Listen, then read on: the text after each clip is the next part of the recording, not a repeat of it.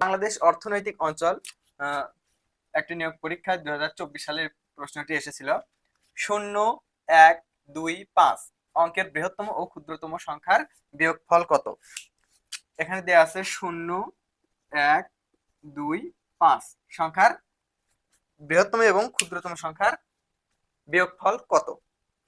আচ্ছা, এটা যদি আমরা বের করতে চাই তাহলে প্রথমে আমাদেরকে বৃহত্তম সংখ্যাটি বের করতে হবে। বৃহত্তম সংখ্যা, এটা দিয়ে বৃহত্তম সংখ্যা গঠন করতে গেলে প্রথমে আমাদেরকে বৃহত্তম সংখ্যা দিয়ে শুরু করতে হবে। 5, 2, 1, 0 আমাদের বৃহত্তম সংখ্যা চলে আসলো।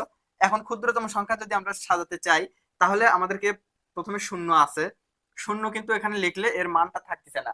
যদি কোনো অঙ্কের ভিতরে 0 থাকে সেটা প্রথমে আসবে না, তাহলে প্রথমে এর মধ্যে ক্ষুদ্রতম সংখ্যা হচ্ছে 1, 1 দিয়ে শুরু করতে হবে, তারপরে আসবে 0, তারপরে 2, 5।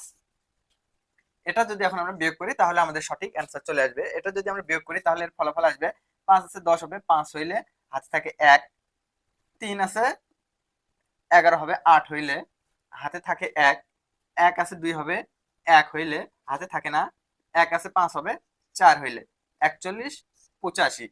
এখানে আমরা অপশনের ভিতর দেখতে পাচ্ছি এখানে 41, 85 এটা আমাদের সঠিক অ্যান্সার। আপনারা যদি নিত্য নতুন এরকম অঙ্কের বিভিন্ন শর্ট টিপস গুলো পেতে চান তাহলে আমাদের ফেসবুক থেকে দেখে থাকলে পেজটিতে ফলো দিয়ে রাখুন এবং ইউটিউব থেকে দেখে থাকলে চ্যানেলটিকে সাবস্ক্রাইব করে দিন।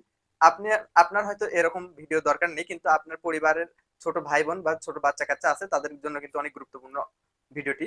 তাই ভিডিওটি শেয়ার দিয়ে আপনার টাইম লাইনে রেখে দিতে পারেন। ধন্যবাদ।